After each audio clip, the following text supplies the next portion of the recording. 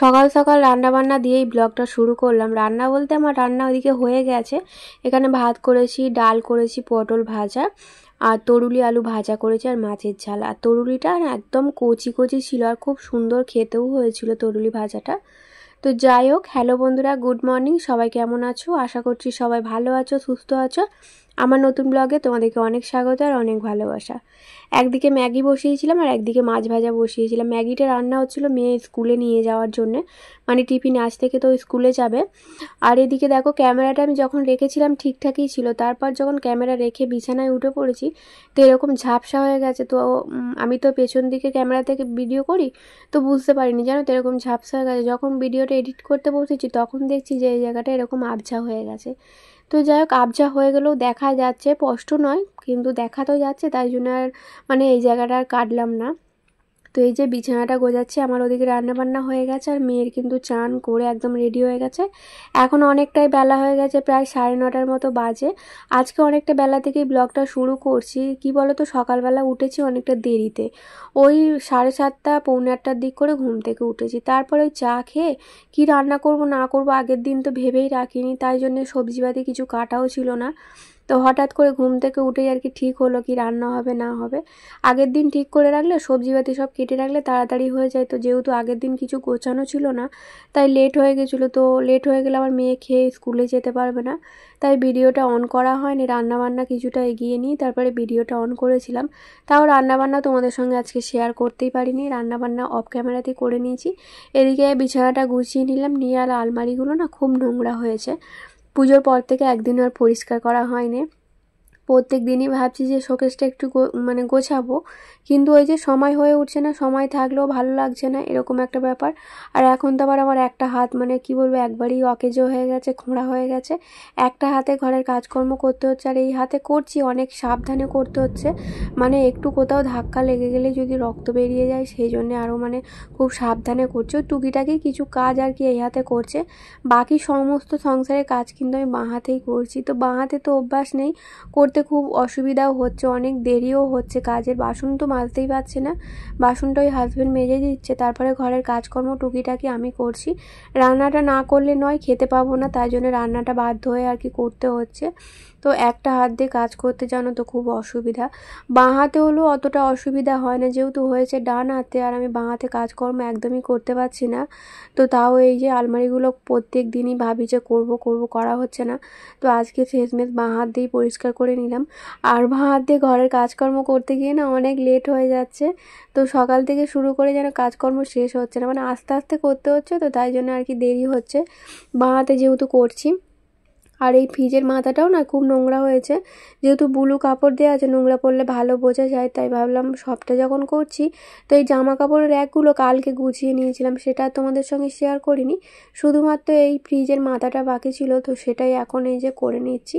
তো ফ্রিজের যে ওপরে ঢাকাটা ছিল, মানে চাপা দেওয়া একটা কাপড় ছিল, সেটা নিচে ভালো করে নামিয়ে ঝেড়ে আবার একটু ভালো করে পেতে দেবো, দিয়ে যে যা যা জিনিসপত্র ছিল সেগুলো সব আবার আগের মতো গুছিয়ে নেব। আর আমি ভয়েসটা দিতে বসেছি, বাইরে কিন্তু বৃষ্টি হচ্ছে। তো অনেকক্ষণ থেকেই বৃষ্টিটা আরম্ভ হয়েছে, প্রায় 3টে থেকে আরম্ভ হয়েছে, এখন প্রায় 4টের মতো বাজে। তো খুব জোরে বৃষ্টিটা হচ্ছে না, তো একদম ঝিরঝির করে হচ্ছে, তো একটু আগে জোরেই হচ্ছিল, তো তাই জন্য ভয়েসটা দিতে পারিনি। বৃষ্টির একটু কমার পর এখন এই যে ভয়েসটা দিচ্ছি। আর এখন বলতে গেলে প্রত্যেক দিনই বৃষ্টি হচ্ছে, তবে সকালের দিকে হচ্ছে না, দুপুরের পর থেকে মানে ওই 2:30-3টের পর থেকেই টুকিটাকি করে বৃষ্টি হচ্ছে, সন্ধ্যার পর আবার বন্ধ হয়ে যাচ্ছে। তবে সকালের দিকটা কিন্তু ভালো মতোই রোদ্দুর দিচ্ছে আর খুব গরমও উঠছে জানো তো। কালকে রাত্রিবেলা মানে আজকে রাত্রিবেলা খুব গরমও ছিল। তো যাই হোক, এখন এই যে ফ্রিজের মাথাটা পরিষ্কার করে নিয়েছি, আবার যেখানে জিনিস সব গুছিয়ে রেখে দিচ্ছি। আর এই যে আইসক্রিমের কৌটোগুলো, এতে কি আছে বলো তো, এতে ওই চিয়া সিড রাখা আছে। আমার হাজব্যান্ড যেহেতু প্রত্যেক দিন রাত্রিবেলা চিয়া সিড ভেজানো জল মানে ভিজিয়ে রাখে, সকালবেলা আর কি খাই। তো ওই কৌটোগুলো পড়েছিল, তো ভাবলাম কৌটোর মধ্যে রেখে দিই, প্যাকেটের মধ্যে রাখছিল, তো আমি বললাম কৌটোর মধ্যে রাখো, তাহলে তোমার সুবিধা হবে। প্রত্যেক দিন কিন্তু আমার মেয়েই ভিজায়, তো মাঝে মধ্যে আমার হাজব্যান্ড ভিজিয়ে দেয়। তো এদিকে আদা রসুন পেঁয়াজ সবই এনেছিল, রসুনটা বাদ দিয়ে এনেছিল, তো সবটাই শেষ হয়ে গেছিলো। আর পেঁয়াজ কয়েকটা ছিল, আর রসুন তো যা আছে এর সপ্তাহটা হয়ে পরের সপ্তাহতেও হয়ে যাবে। রসুন খুব একটা খাওয়া হচ্ছে না এই কদিন। আদাটা ওই লাগছে আমাদের কেন বলো তো, চা প্রত্যেক দিন দুবেলা চা হচ্ছে, তো চায়ের মধ্যে লিকার চাতে একটু আদা না দিলে একদমই ভালো লাগে না, তাই জন্য আদাটা একটু বেশি লাগে। আর রসুনটা একদমই লাগে না, তো রসুন অনেক রয়ে গেছে, আগের বারে এনেছিল তো সেটাই শেষ হয় না। আর আলুটা শেষ হয়ে গেছিলো, তো আলু পেঁয়াজ আর রসুন মানে আদা এনেছিল। আর এখন করে আলুগুলো আনছে একদমই ভালো না জানো তো। তো আমাদের তো চন্দ্রমুখী আলু আনে, জ্যোতি আলু খেতে পারি না মিষ্টি বলে, তো তাই জন্য একটু বেশি দাম দিয়েই মানে জ্যোতি আলুটা আমার চন্দ্রমুখীটা আনা হয়। কিন্তু চন্দ্রমুখী আলু দেখছি এখন এত মিষ্টি, আর আলু সেদ্ধ দিলে না কেমন একটা যেন আলু ভাতেটা যেন কীরকম একটা মাখা হয়, মানে জল জল মতো, একদম ভালো না। তো খেতেও খুব একটা ভালো না জানো তো। তো আমার হাজব্যান্ড বলছিল যে জ্যোতি আলু আনবে, তো আমি আবার বারণ করেছিলাম যে না, জ্যোতি আলু আনতে হবে না, জ্যোতি আলু একদমই খাওয়া যাবে না। তবু চন্দ্রমুখী একটু আধটু তরকারি করলে খাওয়া যায়, কিন্তু সেদ্ধ দিলে একদমই খাওয়া যায় না।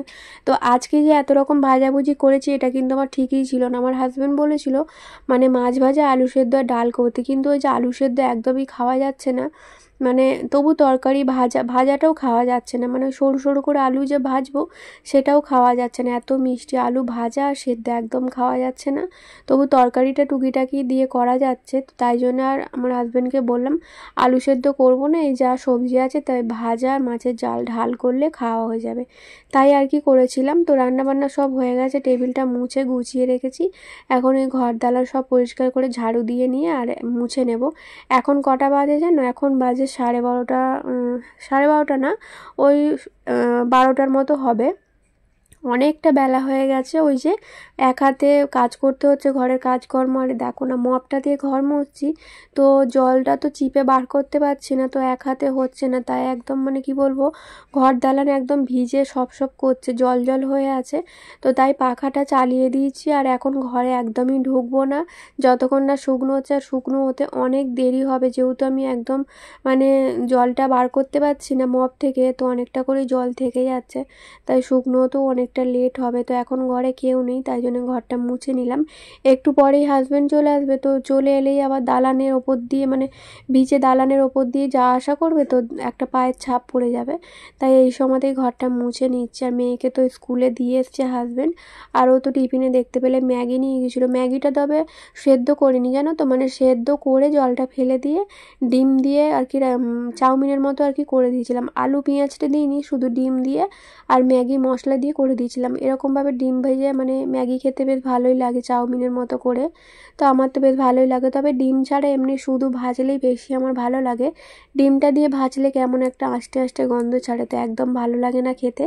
আমার মেয়ে পছন্দ করে বলে ওকে আর কি করে দিয়েছিলাম। আর আজকে স্টুডেন্ট বেশি যাবে না, আজকে বৃত্তি পরীক্ষা আছে, তো বৃত্তি পরীক্ষার জন্য আমার মেয়ের জন্য আর কি ফর্ম তুলতে গিয়েছিলাম স্কুলে। স্যার জানি না স্যারের মাথায় কী হয়েছিল, তো আমাকে বললো বৃত্তি পরীক্ষা হয়ে গেছে, এবার তো রেজাল্ট বেরোনোর সময় হয়ে গেছে।